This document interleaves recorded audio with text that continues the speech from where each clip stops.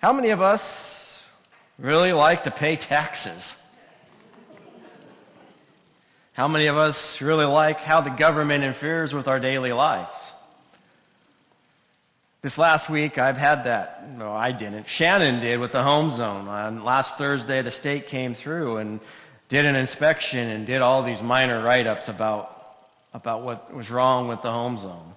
Some of them were just these minor infractions that basically put your pastor through the ceiling, because I thought, this is ridiculous. My opinion was, how dare Olympia impose their power upon us?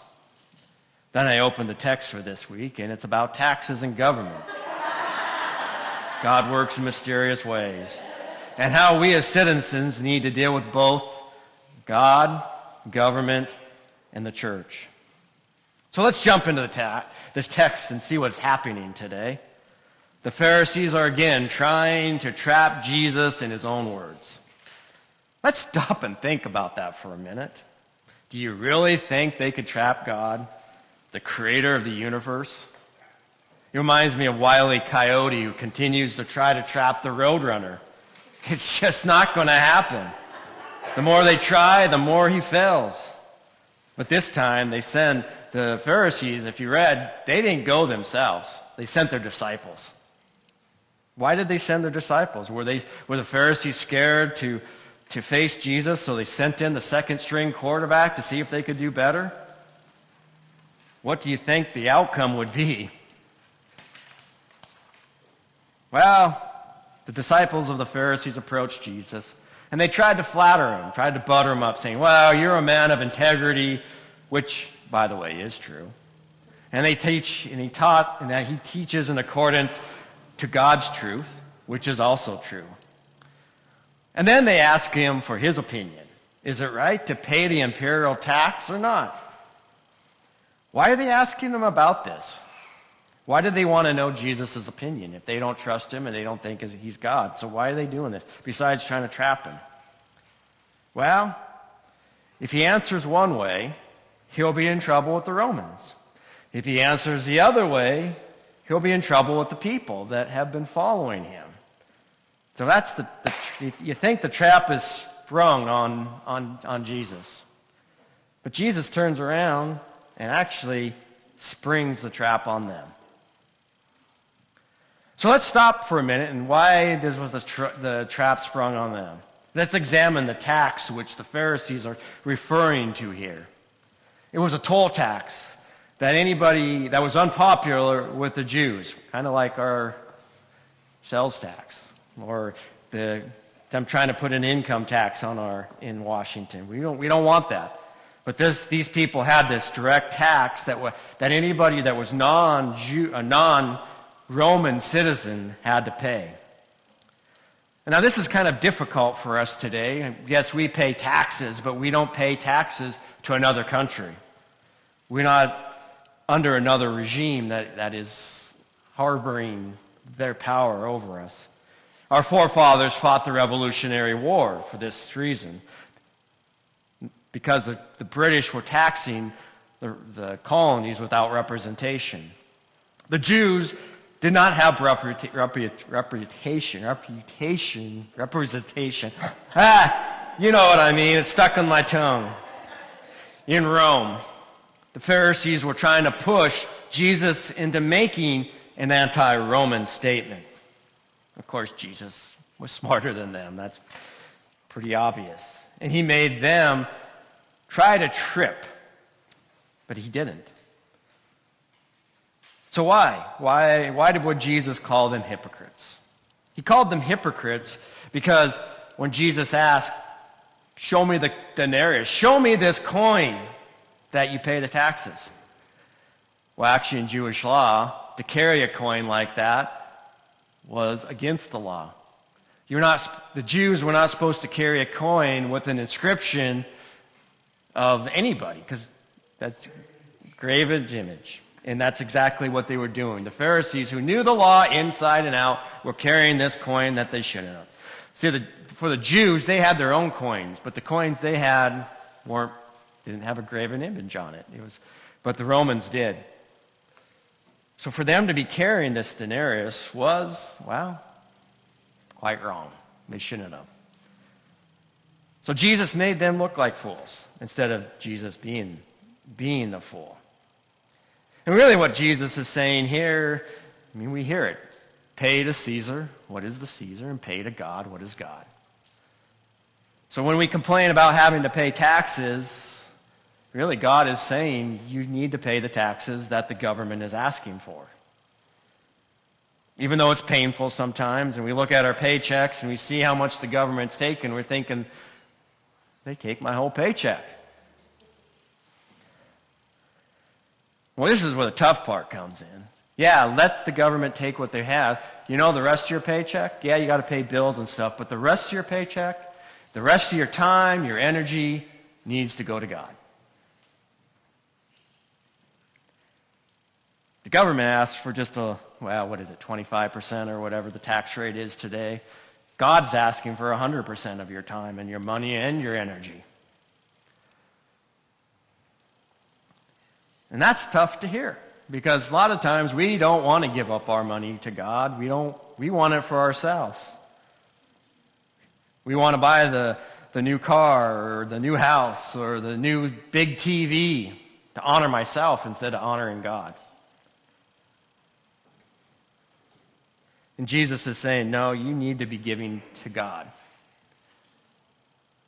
Another point here, and since next week is the Reformation, 500th year Reformation, when Martin Luther nailed the 95 Thesis on the Catholic Church door.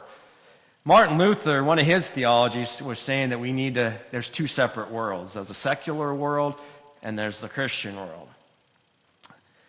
Now, a lot of stuff I don't agree with Luther on, but I disagree with Luther on that. There is no two different worlds. It's one world. It's God's world. And we, as Christians, live in both worlds. And as we live in both worlds, we need to find, where's our priorities?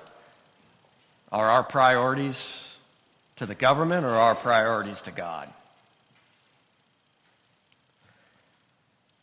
And can be a tough choice. Because the secular world offers us a lot. And sometimes it looks very tempting to go just say, let's just go into the secular world and stay in the secular world. Being a Christian's way too hard.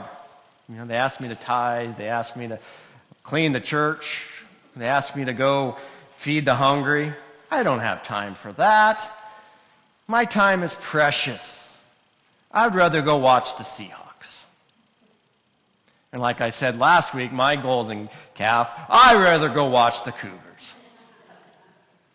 And reality is I should be saying, no, I can DVR that and watch that at a different time.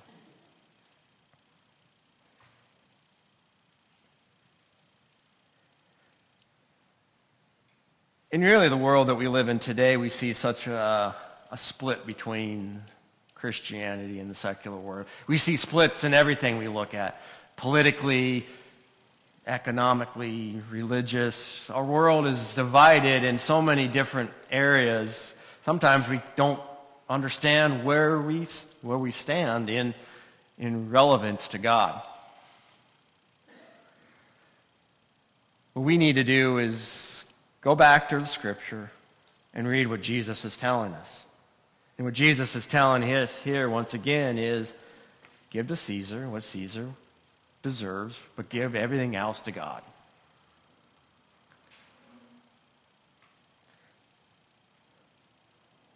As a pastor, sometimes these things are hard to preach because I know your time is precious and you have kids and grandkids that you want to be going out and doing stuff with, or other activities, or your work. So you're giving more your time and your energy to your job, or you're giving more time and energy to God? It's time, this is one thing I ask you, is this to sit down and do an inventory. Where do you put your time? Where do you put your energy? Where do you put your money? And see where that falls. Are you giving more time to Caesar?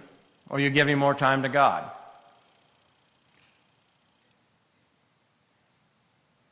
And it can be tough to see where that ends up. I did that this week, and even as a pastor, I look at my my time, my energy, my money, and sometimes I'm not doing a very good job myself. And it's a lesson learned, and that's why we have grace, and God loves us, and he knows that we're trying. But I think he also wants us to give a little bit more.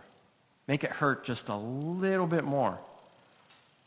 Push just a little bit further than what we're doing right now. And you know what I'm seeing, I've only been here a few months, but I see an energy in this church that is there's an energy there. I see pushing going on and people wanting to do more than just come to church on Sunday, which is good.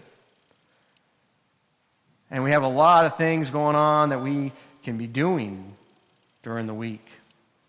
We got Bible study now. We have midweek service, pub theology. But it's also fellowshipping. It's doing the small groups. It's doing game night as brothers and sisters. But we're also called out into the world. And I see our congregation doing that as well with our food drive that we do. Going out yesterday, we had 7 that went to the Northwest Harvest to put bags together for the kids that don't get foods on the weekend. So we are giving to God what is God's. But when I came, I said, I'm going to push your boundaries a little bit. And I'm going to continue to push those boundaries and push us a little further out of these 4 walls to continue to do the work of God, so that we are giving to God what is God's.